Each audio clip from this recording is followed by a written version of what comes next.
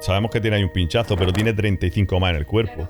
¿Cómo sabemos que esa es la segunda o esa ha sido la 35? Que determinar el orden no es posible, salvo que a lo mejor en el momento, por eso he dicho que es muy importante la diligencia de levantamiento, porque tú puedes ir a un levantamiento y ver que la víctima se había arrastrado porque hay impresiones de sangre, por ejemplo, hasta con el dibujo de la ropa que llevaba, del jersey, en las mangas, y la ha ido dejando por el suelo. Entonces tú sabes que la víctima sobrevivió X tiempo porque le dio tiempo a ir desde el salón hasta su dormitorio. Claro, entonces está claro que la del corazón no pudo ser la primera. ¿Cómo sería practicar una autopsia? Nosotros tenemos unas técnicas de apertura, depende de la causa que se busquen, se abren antes unas cavidades u otras y luego ya empezaríamos, una vez que se hace el examen externo, ya con el examen interno, que es lo que te he comentado, de la apertura de cavidades, la extracción de órganos y bueno, vamos viendo hallazgos. ¿Cuál es el protocolo para el tema de la violencia de género? Nosotros asistimos a la víctima como en distintas etapas. Podemos ver a la víctima en el momento en una guardia, entonces la vemos a ella y vemos al hombre que está detenido. ¿Ha habido casos contrarios? ¿Haya tenido que atender, digamos, a la persona de sexo masculino por una presunta agresión también de su pareja, en este caso de sexo femenino? De la guardia, nosotros podemos ver hombres que vienen denunciando pues que su pareja le ha agredido. Pero que el trato es el mismo, digamos, ¿no? Sí, no, bueno, nosotros somos imparciales y somos, es lo que te he dicho, somos médicos. Es decir, tratamos bien a todo el mundo. A la hora de entrar a una sala de autopsia, ¿has notado algo así que se salga de lo común? Hay un caso curioso que... ¿Hay alguno que se pueda así contar? Bueno, a lo mejor hace años, porque no es sí, o ver a lo mejor...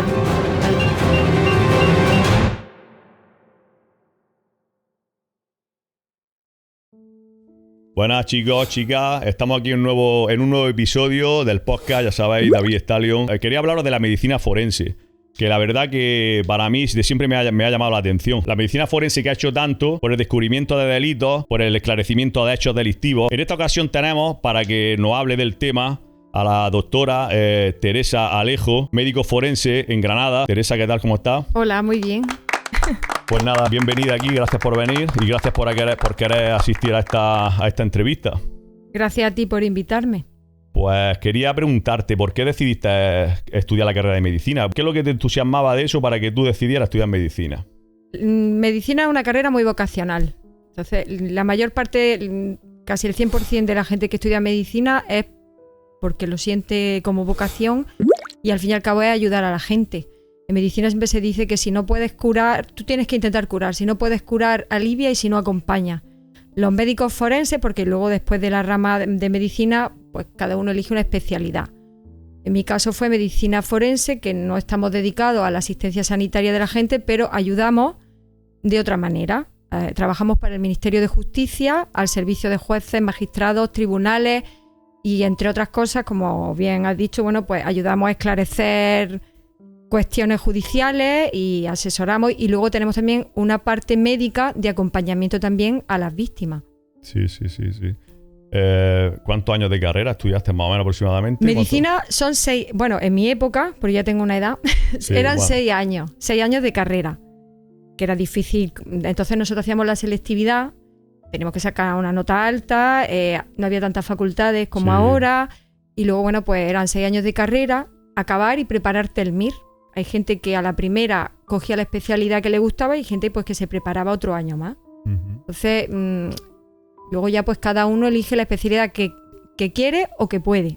Sí. Según su número. Tú elegiste medicina forense, dices. Hay un MIR de medicina forense, me estás diciendo. En la actualidad, para ser médico forense es obligatorio ser médico, tener lo que antes era la licenciatura en medicina y cirugía, y después hacer una oposición al Ministerio de Justicia. Yo además hice el MIR. Antes se hacía como vía escuela, pero tenías que hacer el examen MIR. Lo que te permite, pues te da una formación. Nosotros hacíamos prácticas durante 3 años en distintos servicios y ya pues te va dando una formación, rotábamos, hacíamos autopsias, bueno, veíamos cómo se hacían, etcétera. No es obligatorio a día de hoy, aunque sí, con la norma de la Directiva Europea y la obligatoriedad de la especialización, sí se tendrá que exigir de aquí a unos años, pues y de hecho ya se está haciendo, que por vía MIR hay chicos que se están formando ya para ser médicos forenses en un futuro en distintos institutos de medicina legal. Están haciendo como el cambio de forma gradual. Sí, sí, Es decir, todavía puedes presentarte a la oposición sin tener la especialidad. Si ese año la oposición hay concurso, si tienes la especialidad te dan puntos. Si solo es oposición, no hay fase de concurso, da igual que la tengas. Te viene bien en una cuestión práctica de conocimiento. Pero la historia es que de aquí a unos años, si tú quieres ser médico forense, tendrás que hacer el MIR obligatoriamente, como cualquier especialidad, y después optar a una plaza al ministerio, pues como el que quiere ser endocrino y tener su plaza en el SAS. Tienes que hacer primero el MIR, tu especialidad, tu formación, y luego optar a tu plaza en el SAS. Pues igual. Total, ¿cuántos años te ha costado desde que empezaste la carrera hasta que accediste a la medicina forense, a ejercer de médico forense? ¿Cuánto tardaste? ¿11, 12 años? Toda una vida. Toda una vida, ya lo sé. Es una carrera complicada. Sí, la verdad que la gente que se quiera preparar la carrera de medicina, pues tienen que ser unos cocos. Bueno, también es mucha constancia. Al final es ponerse. Quien tenga a lo mejor más facilidad, ¿no? A nivel intelectual, pues le cuesta menos. Pero hay gente que tiene mucho empeño y saca mejores notas incluso que gente que le viene de serie. Claro, porque a lo mejor ese empeño le ha hecho superar la nota de otro que ha dedicado poco tiempo, que ha probado, digamos, raspado, y otro que ha puesto más empeño, pues incluso saca a lo mejor más notas. En mi caso, pues ya, si saca a curso por año, son 6 años, más luego mínimo 1 o 2 años preparándote el MIR, más luego en mi caso medicina legal son 3 años, y luego prepararte la oposición, que puedes tirarte un año porque... ¿Cuánto tardaste en la oposición? Yo la oposición es que en mi caso, cuando yo hacía la especialidad, me la iba preparando por mi cuenta. Entonces me presenté en 2 ocasiones, antes, claro, sin preparador. Y ya decidí, porque en la segunda, bueno, un temilla ahí, y entonces decidí buscar un preparador. Y con el preparador en un año. Pero fue un año a cal y canto, que yo siempre cuento la anécdota de cómo sería que yo recuerdo estar a punto de examinarme, estar sacando a mi perrilla y ver a gente sentada un domingo tomándose tranquilamente una cerveza y yo no recordar la sensación de lo que es tomarte una cerveza tranquilamente en una mesa tomando el sol un domingo. Claro, o sea, porque era a cal y canto, como una oposición a justicia de grupo A. Que tú también sabrás. Entiendo lo que es, porque yo sé que son las posiciones más duras. Yo sé que en España, por ejemplo, yo sé que en otros países no, pero yo sé que en España son bastante duras, porque el temario para juez o para fiscal, registrador de la propiedad o abogacía del Estado son 350 temas, si no recuerdo, por ahí va más o menos la cosa. Entonces la verdad que son oposiciones y aparte lo tienes que saber como un loro. Tienes 10 minutos para delante del tribunal, 10 minutos, creo que eran 10, 12, no me acuerdo cuánto era, 10, 12 minutos para exponer el tema. No te puedes pasar porque si te extiendes mucho te suspenden también. Los temas tienen que estar como un papagayo, entonces es complicado, ¿eh? Sí, eso tiene que ser un coco.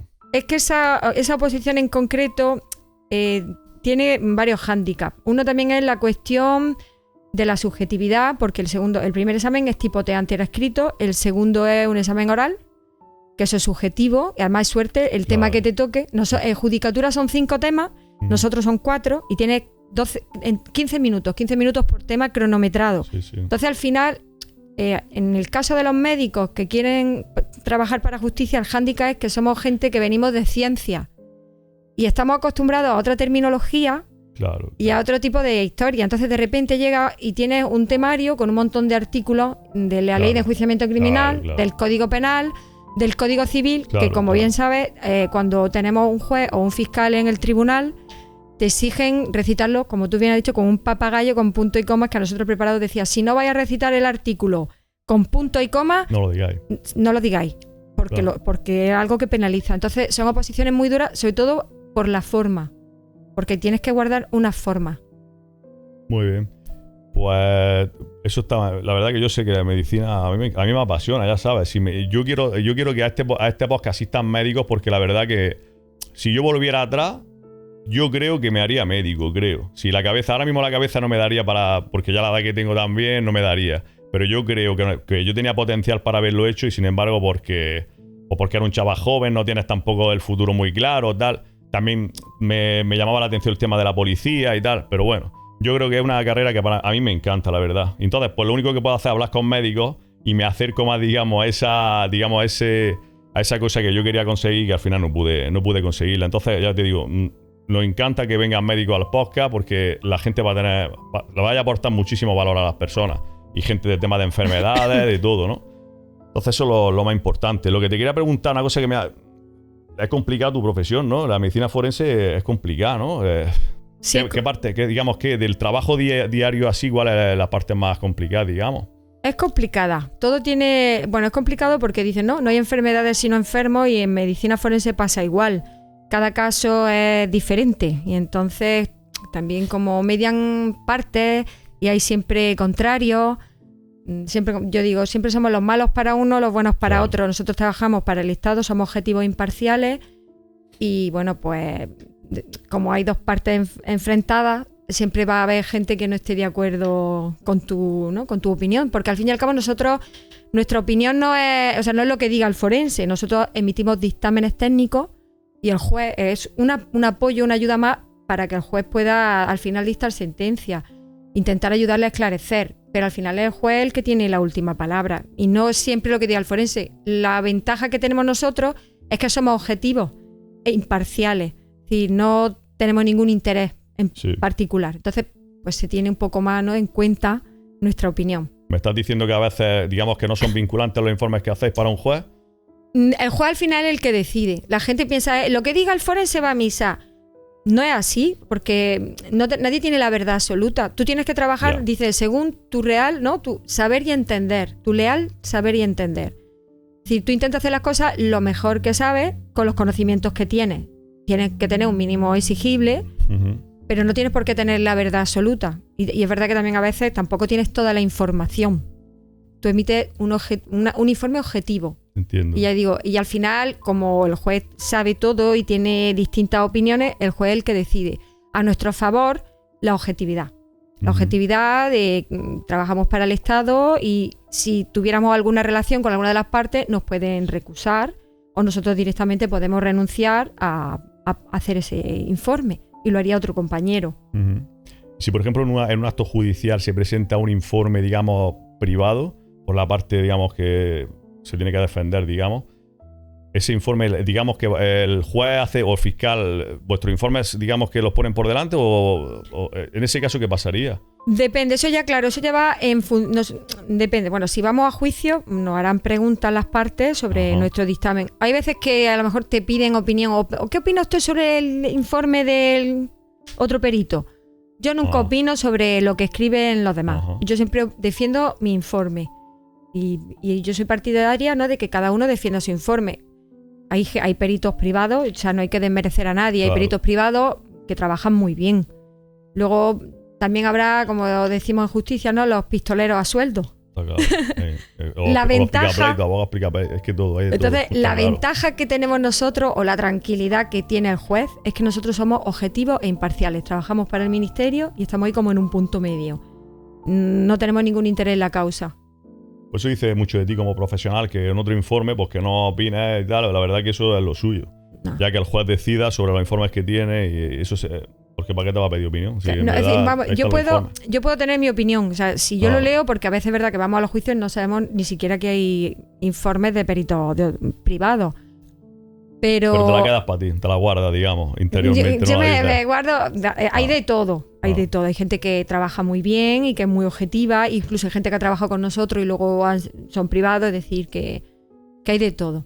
Está bien. Entonces, pues la parte más complicada pueden ser que sean la autopsia, cuando os dedicáis a hacer autopsia. Esa, digamos, que una parte así del trabajo más complicada, diría yo, ¿no? Todo es complicado. La autopsia, al final, no hablan. El fallecido no puede hablarnos, no puede contarnos con palabras. Es como un niño, ¿no? Cuando el bebé va al pediatra, el pediatra tiene la dificultad que el niño no le puede decir dónde le duele o... ¿no? Con las autopsias pasa que no podemos tener información verbal.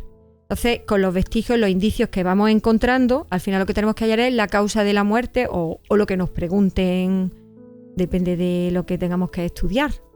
Sí. Porque, bueno, como sabes, se hacen autopsias siempre, como dice la ley de enjuiciamiento criminal, en casos de muerte violenta o sospechosa de criminalidad. Violenta, pues tiene que ser accidental. Accidentes laborales, accidentes de tráfico, caídas accidentales, homicidios, suicidios, una muerte súbita. O hacemos también en muchas ocasiones cuando son muertes naturales, que el médico no ha certificado, como no hay causa de muerte, pues tenemos que hacer la autopsia. Entiendo. En ese caso, ¿qué hacéis con la persona? ¿La lleváis? ¿Y cómo sería practicar una autopsia? ¿Puedes explicarnos así por encima más o menos qué parte empezáis a ver? ¿Cómo hacéis? ¿Observáis sin ropa? ¿Cómo va eso? La diligencia de la autopsia comienza, yo siempre digo que comienza mucho antes de estar en la sala de autopsia. Comienza en el momento del levantamiento de cadáver. La diligencia de levantamiento es muy importante. Tú ya sabes que va la policía, la Guardia Civil. Ellos se encargan de la inspección ocular del lugar y nosotros nos encargamos del cuerpo. Entonces, ahí ya recabamos datos. Luego ya se ordena el traslado al Instituto de Medicina Legal. Permanece en cámara 1 hora y después ya se realizaría lo que es el acto de la autopsia en la sala. Entonces, nosotros tenemos unas técnicas de apertura, depende de la causa que se busquen, se abren antes unas cavidades u otras. Primero siempre se hace un examen externo, pues vemos las ropas que lleva, los tatuajes, una identificación, las lesiones externas.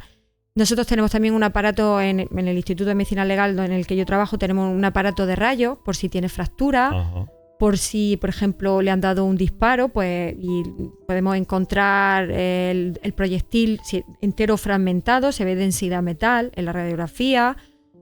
Es decir, nosotros le podemos practicar una serie de pruebas antes. Y luego ya empezaríamos, una vez que se hace el examen externo, ya con el examen interno, que es lo que te he comentado, de la apertura de cavidades, la extracción de órganos y bueno, vamos viendo hallazgos. Tomamos muestras y la enviamos al Instituto Nacional de Toxicología, que como estamos en Andalucía, la sede está en Sevilla, el departamento de Sevilla, para hacer análisis toxicológico y análisis histopatológico pues, de tejido.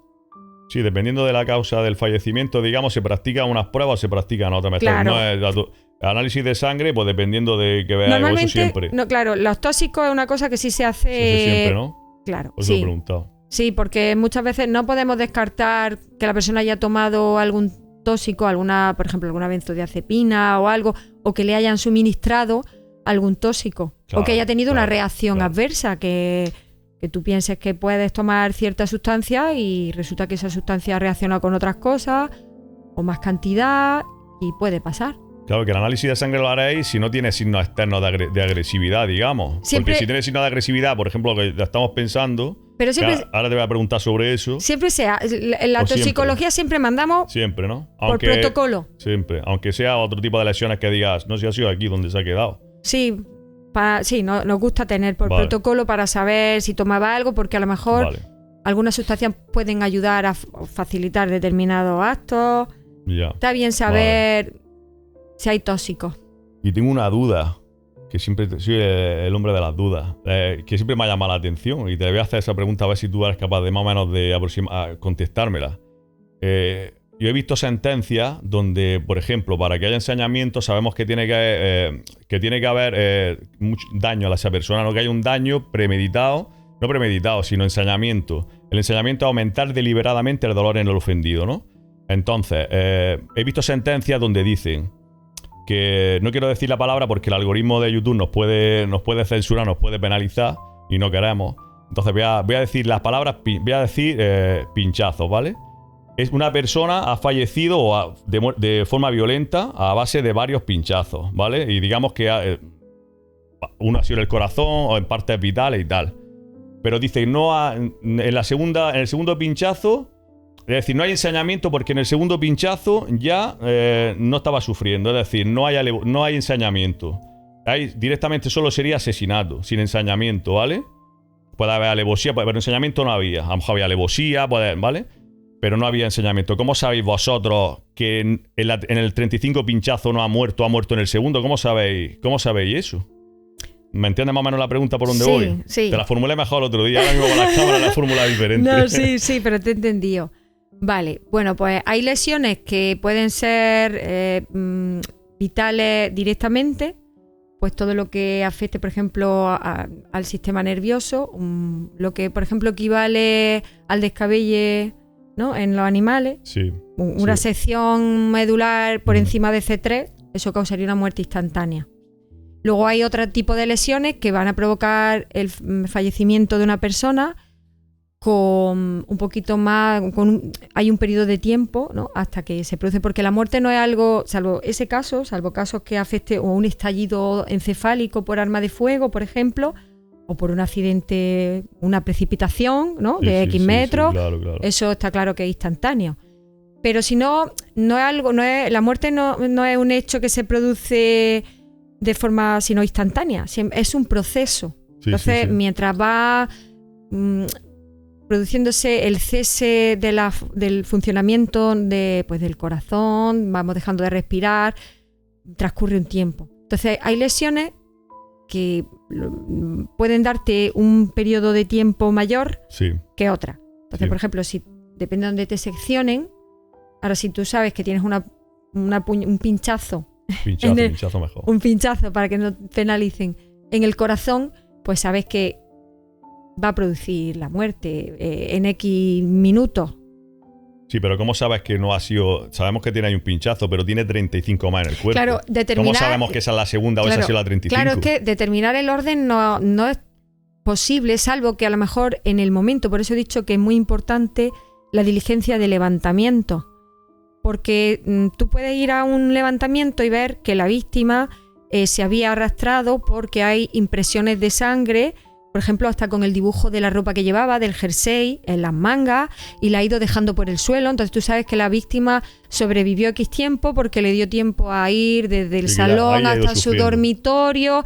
Claro, entonces está claro que la del corazón no pudo ser la primera porque no habría llegado hasta tal habitación. Es decir, la diligencia de levantamiento, os he dicho que es muy importante, porque se cogen datos, se recaban datos que luego nos pueden ayudar, porque claro, es lo que te he comentado, determinar si no el orden es muy difícil, y más cuando se producen en cuestión de segundos. Ya. Por ejemplo, en el caso de los pinchazos, una persona que pegue 25 pinchazos a otra persona es en cuestión de segundos. Por eso te digo, es que yo...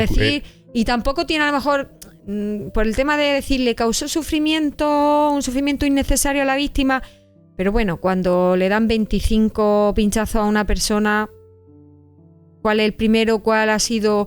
Si uno se dio 3 segundos antes o 0,5 segundos antes, eso... Yo he leído sentencia donde decía la sentencia que murió que le asestó X pinchazos, y en la número tal, ahí donde perdió la vida. Por lo tanto, que no había ensañamiento y tal. Yo he leído sentencias sobre eso. Hay sentencias, de hecho, están por ahí, la gente lo puede mirar. Le echaré un vistazo. Sí, claro, pero a lo mejor si lo ha tenido secuestrado y a lo mejor le han cortado un dedo, o le han pegado, le han dado puñetazos, o le han puesto, tiene un hematoma en el ojo porque le han golpeado el ojo, pues ahí sí puede haber un ensañamiento, y luego al final le pegan pinchazos mortales, pues ahí sí puede haber un sufrimiento innecesario. Entonces tú puedes decir... Sí, porque se entiende que si le han extraído, le han inoculado, digamos, los ojos... es un sufrimiento innecesario. Claro, o le han cortado, se entiende que se lo han hecho de antes. Claro, o le han cortado un dedo, claro. no te va a causar la muerte, pero te causa un sufrimiento. Ya, pero daño. Lo de cortarse el dedo podría cortarse después de que ya haya fallecido, pero claro, entendemos que no, porque se supone que han ido a hacerlo sufrir. Claro, entonces... el tema a lo mejor de cortárselo ya depende, porque ahí hay lo que se dice, hay un periodo intercrítico justo cuando se produce la muerte, hasta que pasa un poquito de tiempo, que cesa la circulación, etcétera, puede haber todavía reacciones vitales. Es decir, el sujeto, es lo que te he dicho, la muerte no es una cosa instantánea. Está claro que no. Es un proceso, claro. Entonces hay unos minutos, un tiempo en el cual tú puedes seguir apuñalando a una víctima, va a seguir teniendo reacciones vitales. Y tú puedes seguir golpeando a una víctima y le van a salir hematomas. Una persona que esté fallecida, tú le golpeas y como ya no hay circulación, no le salen hematomas. Y los bordes de la herida no tienen reacciones inflamatorias. Es decir, en un fallecido que lleve ya un tiempo, una hora, no va a tener ese tipo de reacciones que nosotros llamamos reacciones de vitalidad. Nosotros sabemos si unas lesiones se han producido en un señor vivo o se han hecho post-mortem, después de la muerte. Pero claro, dentro de la autopsia, digamos que, claro, ¿qué pasa si le practica una autopsia al niño? ¿Qué siente en ese momento? Si es un niño, un menor, ¿qué siente en ese... ¿Cómo estás tú en ese momento? Pues realizar una autopsia siempre es duro. Al fin y al cabo son personas. Y bueno, pues evidentemente pues los niños te tocan toca a todo el mundo, ¿no? A todo el mundo se tiene un respeto máximo, pero los niños, pues más. Y sobre todo si fallecen pues por causa trágica. Claro. Es decir, no somos de piedra. Estás mala en ese momento, digamos, practicando eso, te encuentras mal, ¿no? Te encuentras mal, lo que pasa que al final tienes como mecanismos defensivos, porque tú tienes que pensar que tú estás haciendo un trabajo que es para ayudar a esclarecer lo que sea. Y es para ayudar a la familia. Y para ayudar también al juez a que tome al final su decisión cuando diste sentencia. Entonces tienes que aislarte un poco. Y yo leí hace no mucho un forense que decía que emocionalmente, ya un forense mayor, reputado, no recuerdo el nombre, pero decía que sí le afectaba emocionalmente y que con los años se sentía todavía más afectado emocionalmente. Claro, cuando te llegan determinados casos, no somos de piedra, te afecta. La forma de morir de alguna es que te afecta. No es lo mismo morir, es decir, lo que tenemos seguro cuando nacemos es la muerte, es lo único que tenemos seguro. Está claro. Pero hay forma y si tienes sensibilidad.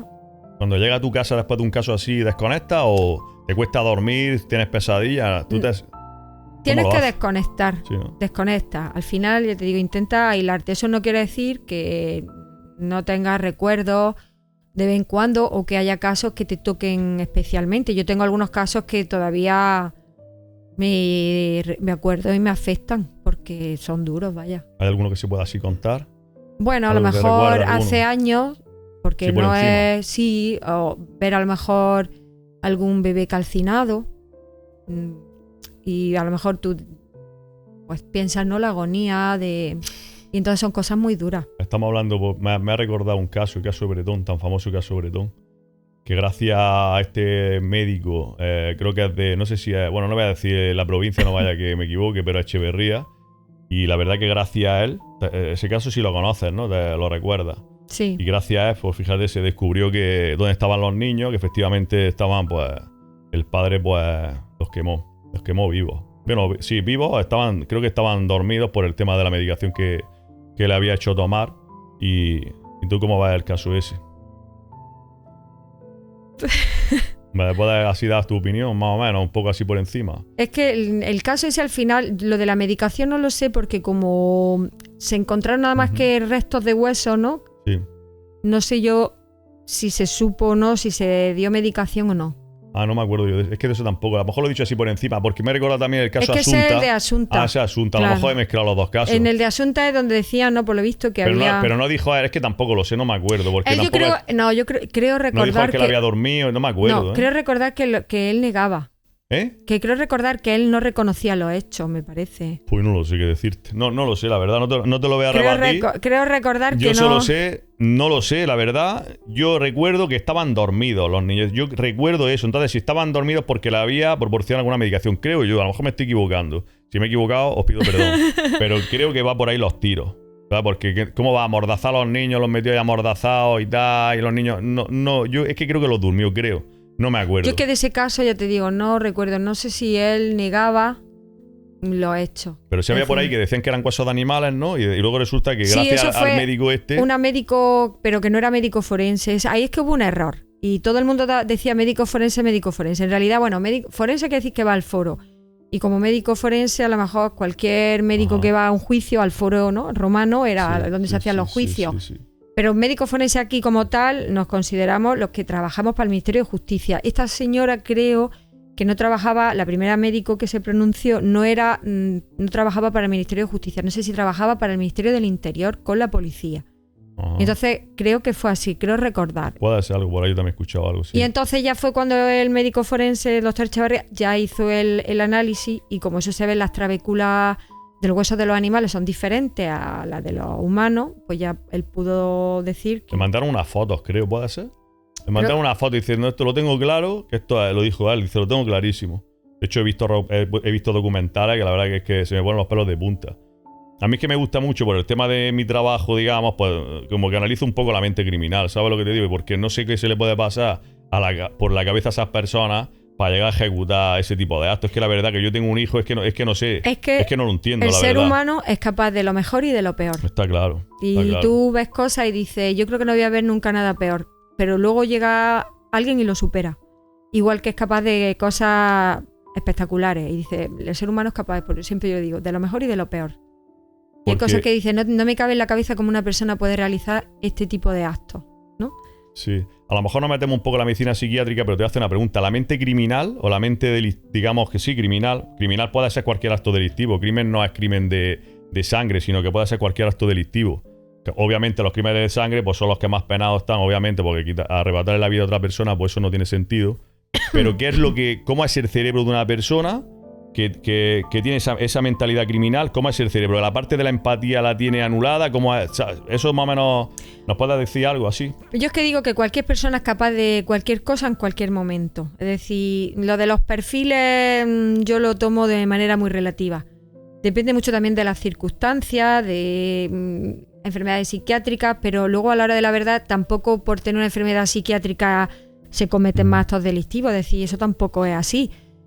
Las circunstancias, la toma de sustancias tóxicas que te puedan hacer estar más desinhibido o tener algo psicótico en un momento y no saber qué hacer. Es decir, para cometer un acto delictivo influyen muchas cosas.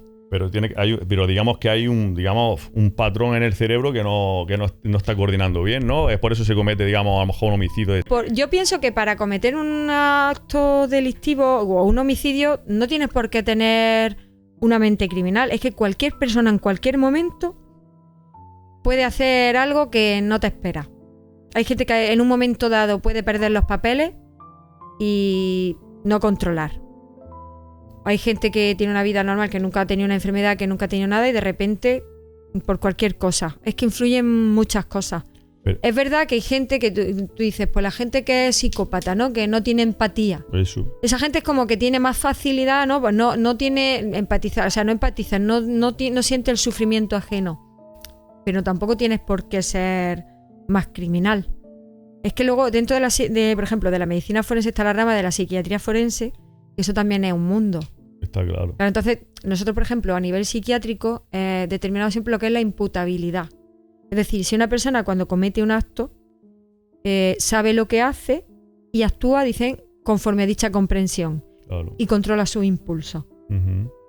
Entonces, ayudamos también determinándolo. Exploramos a la persona y buscamos, pues si tiene algún trastorno psicótico, pues que no sabe lo que hace, pues apuñala a alguien porque lo confunde con un enemigo, con un monstruo, porque piensa que es el diablo, porque oye voces en su cabeza que le dicen que lo mate.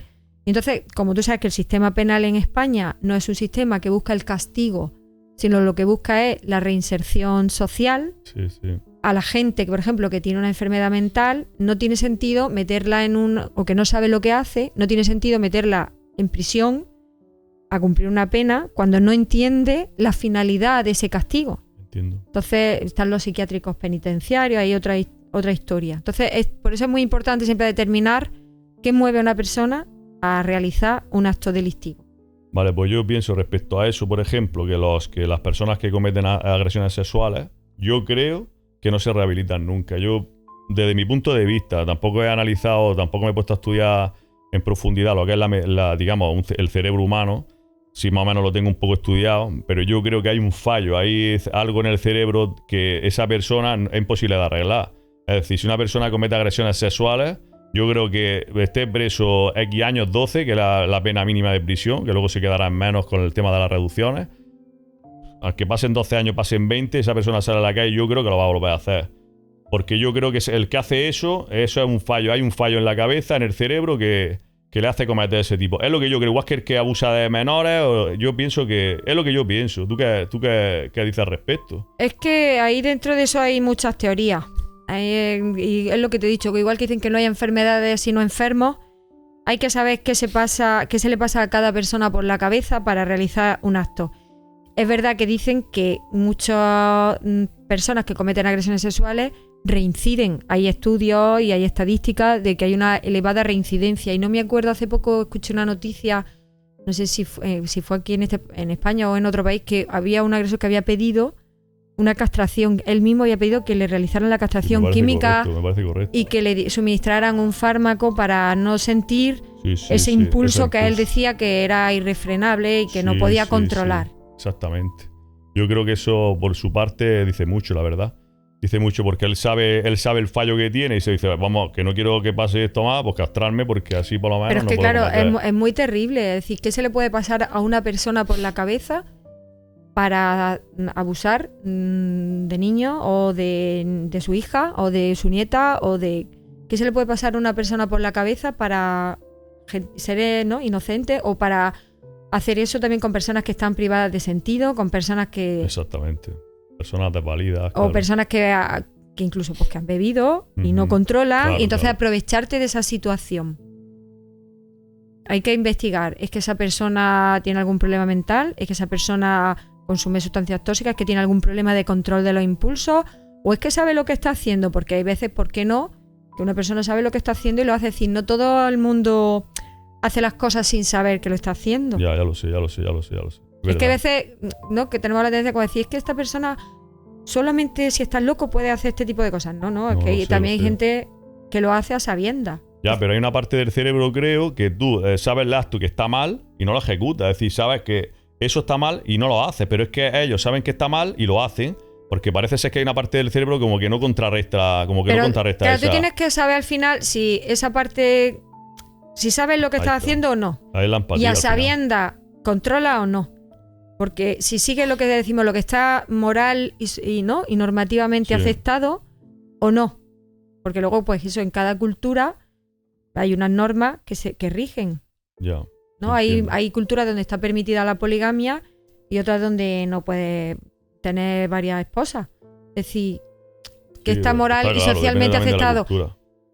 Y lo que es sorprendente es eso, que a pesar de la cantidad y de la información que tenemos hoy en día, que siga habiendo tantas agresiones sexuales y tanto abuso, a pesar de la información y de la educación que se da, y que siga habiendo tantos casos. La verdad es que sí. Esperemos que algún día se arregle la cosa. Que tal y como va la cosa, yo creo que el mundo va peor, ¿no? ¿Cómo va el mundo? ¿Cómo está la cosa delictiva? ¿Cómo está el mundo? ¿Tú lo ves? Yo veo el mundo peor, la verdad. Yo como policía que soy, veo la calle, está la calle complicada, ¿eh? Yo no sé, hay mucha falta de respeto, no sé, es que no veo yo la sociedad muy... Hay falta de humanidad y poca empatía. Yo veo que la gente no empatiza con los demás. No empatiza, ¿no? No, la gente va muy a lo suyo. Vaya tela. Pues sí. Bueno, pues siguiendo vamos a seguir con el tema de la medicina forense. Si tengo que pegar un corte, no pasa nada, que corto. Ya me arregla el mundo. A ver si... Entonces, si te quiero preguntar también por los casos de violencia de género, ¿vale? ¿Cómo asistís vosotros? ¿Cuál es el protocolo para el tema de la violencia de género? ¿Cómo asistís vosotros a la víctima en estos casos? Vale, nosotros asistimos a la víctima como en distintas etapas. Nosotros podemos ver a la víctima en el momento en una guardia que nos viene del juzgado de violencia y nos dicen, pues, por ejemplo, determinarme el riesgo. Entonces la vemos en ese momento, que es al poco tiempo de que se haya producido la denuncia. Como en donde yo estoy no hay guardia los fines de semana, se ve de lunes a viernes. Y los fines de semana la ve el juzgado de instrucción. Y entonces el lunes es cuando pasa y al juzgado de violencia. Entonces nos pueden pedir, por ejemplo, la determinación del riesgo. Entonces la vemos a ella y vemos al hombre que está detenido. Y aplicamos una escala de Cheburúa de determinación del riesgo de violencia grave y podemos decir, pues hay riesgo leve, moderado o grave. Previamente, pues nos traen una documentación y nos traen también el informe biogen de la policía.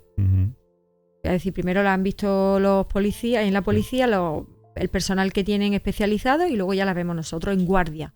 Pero claro, en guardia tampoco podemos dedicarnos en profundidad al caso. Cuando ves que hay un riesgo elevado o hay menores o hay alguna circunstancia que nos ponga en alerta, nosotros recomendamos que se derive a la unidad de valoración integral de violencia de género, a la UVIG. Nosotros tenemos una unidad una unidad multidisciplinar que está constituida por un médico, un psicólogo y una trabajadora social que trabajan en equipo. Entonces valoran a la señora, a la víctima, y si la tienen que ver varias veces, varias sesiones, la valoran en varias sesiones y ellos ya determinan si esta señora pues tiene un riesgo con más detalle, las lesiones que ha tenido, si ha tenido lesiones físicas, le hacen una valoración del daño corporal y si tiene secuelas psíquicas. Es decir, si tiene algún trastorno adaptativo, alguna historia depresiva o ansioso-depresiva reactiva o incluso trastorno por estrés postraumático. Es decir, en esos momentos la asistimos.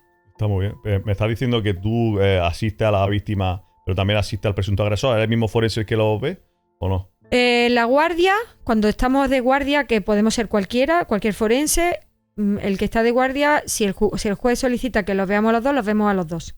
Uh-huh. A ella y a él. A él nos piden normalmente la imputabilidad. Es decir, si, pues para ver cómo se encuentra, por ejemplo, a nivel psiquiátrico y ¿no? Si sabe lo que ha hecho, etcétera, y si puede controlar su impulso. Y luego ya, cuando las derivamos a la unidad de violencia, de valoración integral de violencia de género, a la UVIG, hay una forense que, bueno, ahí nosotros tenemos como varias compañeras que están íntegramente dedicadas a ese tema. Entonces ahí es cuando ya hacen como una investigación más en profundidad. Y lo que te he dicho, que la pueden ver en varias sesiones, les pueden realizar test, más pruebas, y ahí ya hacen una valoración más global. A veces se queda solamente una valoración en la guardia, no se requiere nada más. Vale, vale. A veces ni siquiera las vemos, nos mandan los partes de lesiones, valoramos las lesiones físicas a la vista de la documentación y con eso llegan a un juicio y ahí queda la cosa. Entonces ya depende de la gravedad del asunto y de si las partes no llegan a un acuerdo, pues vamos subiendo escalones. Está bien. Y te iba a hacer una preguntilla también, a ver si me la puedes contestar. En el caso de... ¿Ha habido casos contrarios que haya tenido que atender, digamos, a la persona de sexo masculino por una presunta agresión también de su pareja, en este caso del sexo femenino? Por decirte, ¿has tenido algún caso de eso? Hombre, en la guardia nosotros podemos ver hombres que vienen denunciando pues que su pareja le ha agredido, por ejemplo, y nos vienen pues por la guardia por el juzgado de instrucción. O a veces cuando suben detenidos, pues también nos piden que le valoremos pues si tienen alguna lesión, porque el abogado de él diga pues que se tome nota que tiene arañazos aquí o un hematoma allá, tal, para que conste tal, para luego ellos en el juicio alegar lo que consideren. Es decir, nosotros podemos valorar lesiones.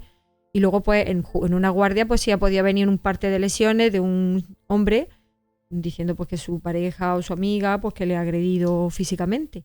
Pero que el trato es el mismo, digamos, ¿no? O que... denuncia. Sí, no, bueno, nosotros somos imparciales y somos, es lo que te he dicho, somos médicos. Es decir, claro, tratamos bien a todo el mundo. Está bien, de eso se trata, que hay que ser imparcial, porque si no... ¿Has tenido algún caso así que tú... Un caso claro, en este caso de denuncia, que exista una denuncia falsa? ¿Has tenido casos claros? Claro, es que nosotros no podemos, no te puedo decir ahí porque nosotros valoramos solamente a nivel físico y psíquico. Al final el que decide eso, si archivan o no archivan, es el juez, porque ellos cuentan con más información. Nosotros no podemos determinar si es falso, como dice, o no. Nosotros... Claro, tú informas si hay lesión o no hay lesión. Claro, nosotros y si hay lesiones... Psicológica o física. Y si hay una afectación psíquica, claro. Entiendo. Entonces, ya eso ya nosotros no podemos llegar. Eso ya tiene que ser su señoría. Está bien, está bien. ¿Cómo es el trato? ¿Cómo te llevas con los jueces y fiscales? Yo muy bien. Bueno, mi mejor amiga, una de mis mejores amigas es fiscal. Sí. ¿Y cómo va? ¿Qué te cuenta del tema judicial? Nos llevamos muy bien. La verdad que intentamos no hablar de trabajo, porque ya bastante horas echamos de trabajo. En nuestro tiempo libre también dedicarnos a hablar sobre ello. Intentamos desconectar. ¿Pero cómo crees que está la administración de justicia a día de hoy? ¿La ves saturada, lenta? La veo saturada. Por la saturación que tiene es lenta, digamos, ¿no? Falta personal. Falta medios para atender con más agilidad a la gente. Hay veces que los juicios tardan en celebrarse 2 años. Pero supongo que también será como un poco en la medicina asistencial. También están saturadas los médicos. Hay pocos médicos y mucha demanda. Y en justicia yo creo que cada vez hay más necesidades o que la gente demanda todo, demanda más cosas y no hay tanto personal. Entonces va despacio. Yo creo que sí, que dice, no, siempre se queja la gente y la justicia es muy lenta. Sí, claro, esa es la queja generalizada. Claro, la verdad, pero es que hay muchos actos delictivos también. La justicia es lenta, muchos actos delictivos y faltan funcionarios, pues se junta todo, claro. La verdad que está la cosa que no vaya. Y en el tema de, por ejemplo, vamos a volver al tema de los homicidios y tal. Cuando hay un homicidio, pues el tribunal del jurado, ¿no? El que, digamos, hace el veredicto sobre un homicidio, como lo vuelvo a repetir, como un homicidio. ¿Cómo te llevas con tus actuaciones con la figura del jurado? ¿Cómo es? Pues, ¿De qué se trata tu actuación con la figura del jurado? Tú sabes que el jurado, ¿no? Son una serie de personas que se eligen, que previamente se ha hecho un sorteo, se hace todos los años un sorteo, hay una lista. Cuando se va a celebrar el acto, siempre pues se va llamando y las partes pueden ir recusando a X número de personas. Al final se configura un jurado que, como tú bien sabes, se queda aislado durante los días de la celebración del juicio. Y bueno, se supone que son personas que no pertenecen al mundo de la justicia.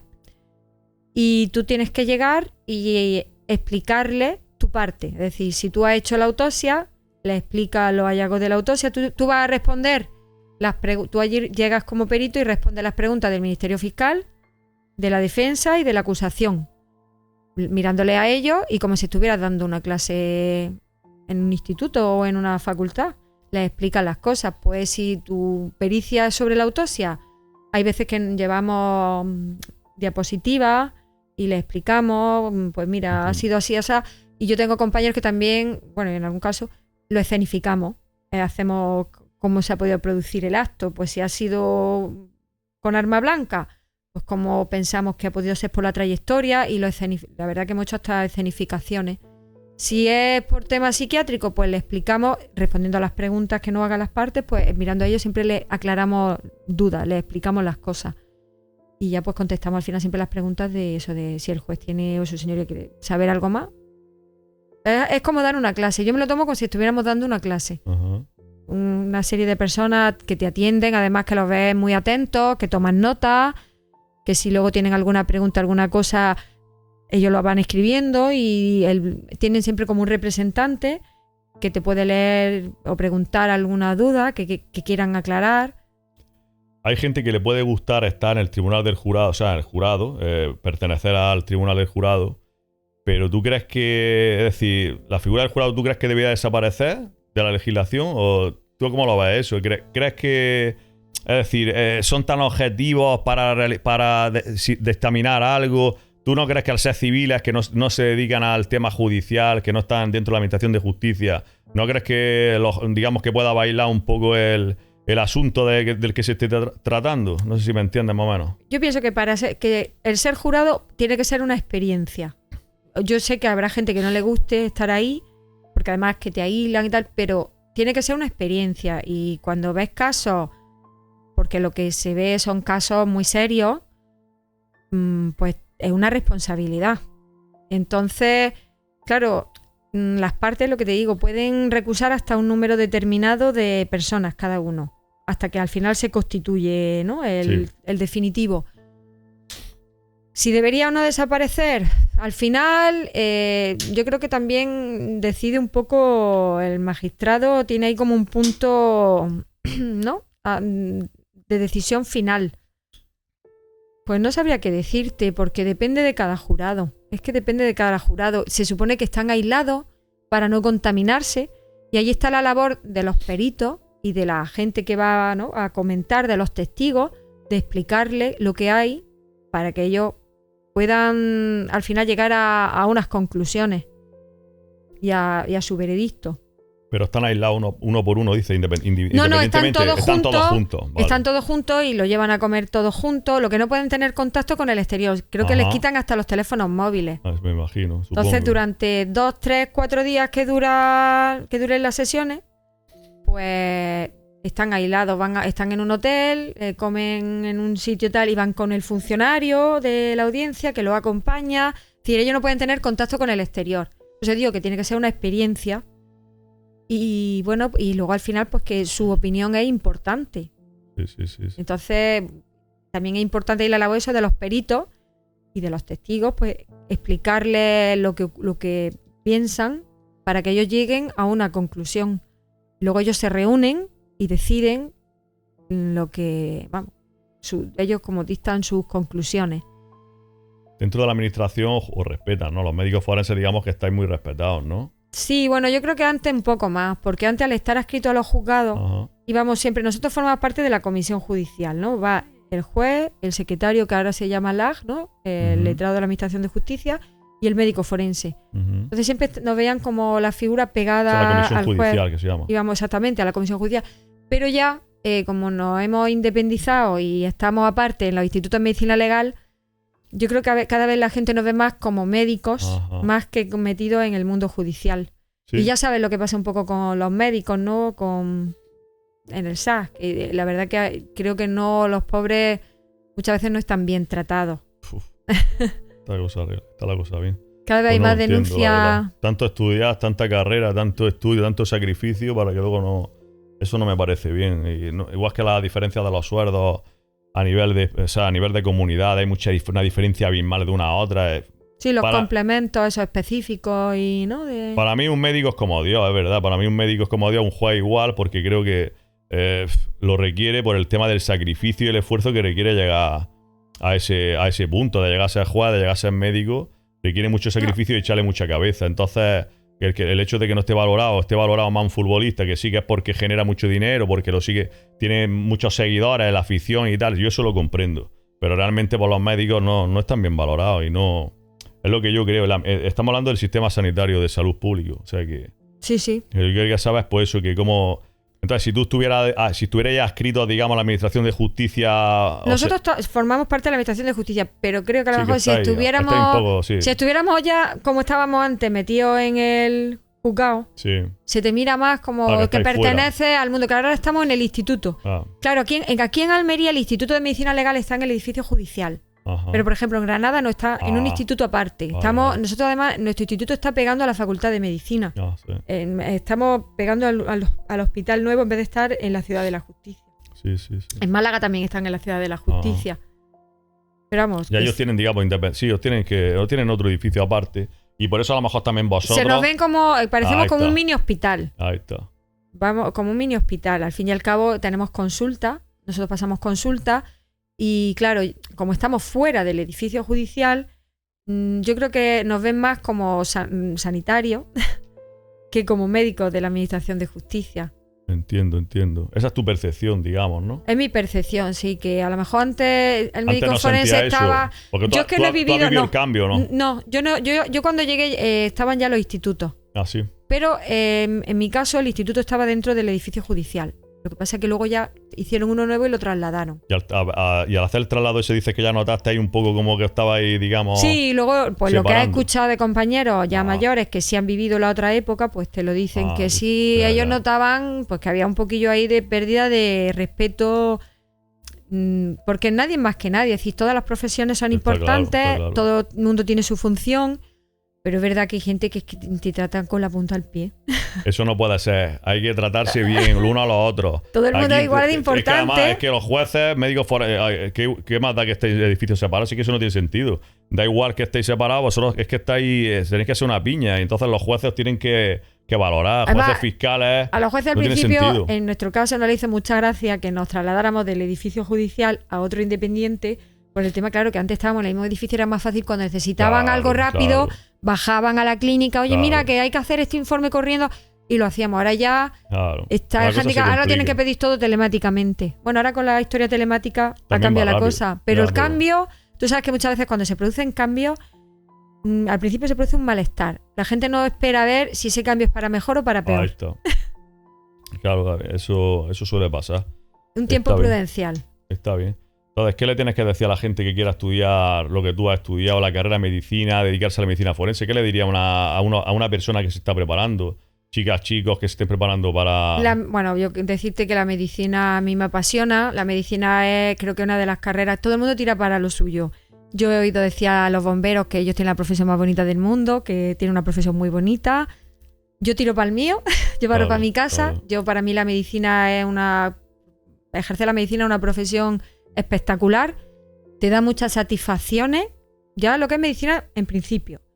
También es muy dura y te da momentos muy duros, muy sacrificados. A veces puedes tener la sensación de que no llegas a lo que quieres, pero si te gusta ayudar a los demás, si eres una persona empática, es tu carrera.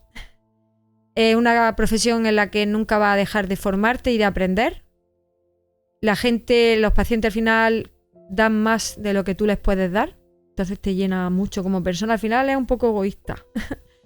Y luego ya si encima quieres ser médico forense, la ventaja es que no es monótono, es una especialidad muy activa, muy apasionante. ¿Qué decir? Pues que yo se la recomendaría.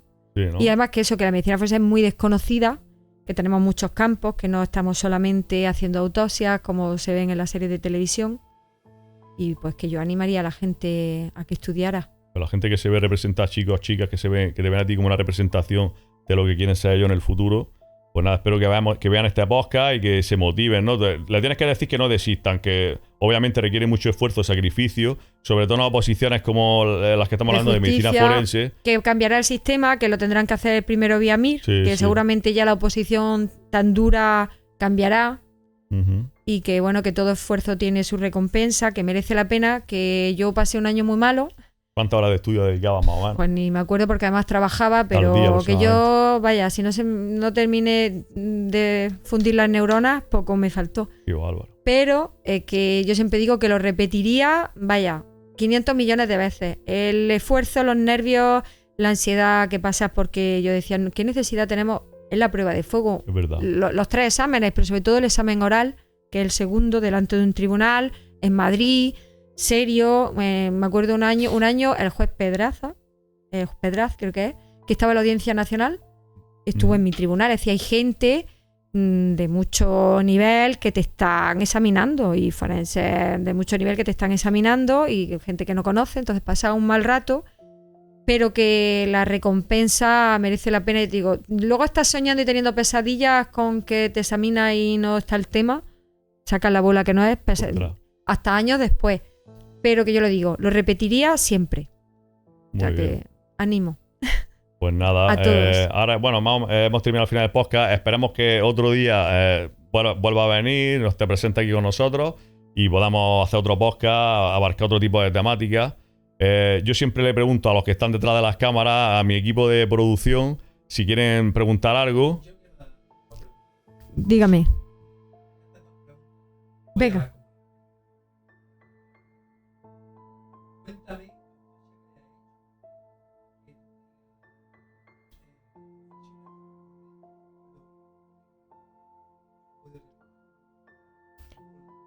Eso no ha pasado, ¿no?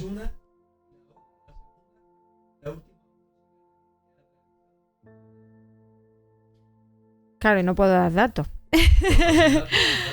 Bueno, ya os digo que lo que he comentado antes, hubo una niña hace años, además yo no llevaba mucho tiempo, que calcinada, extranjera además, que esa se me quedó grabada y que me acuerdo yo que estudiando después la oposición, cuando venía el tema de los incendios y de la gente que, ¿no?, que fallece en incendios, las quemaduras, calcinados, etcétera, asfixia, yo para estudiar recordaba la autopsia y se me saltaban las lágrimas, o sea, que se me hacía un nudo en la garganta. Esa me marcó.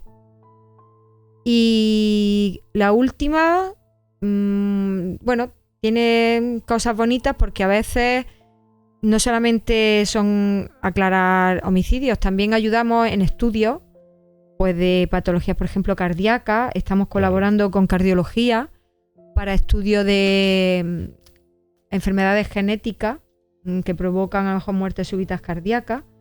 Y oye, pues si puede ayudar a prevenir fallecimientos prematuros, pues mira. Entonces tiene su parte de ayudar y de estudiar.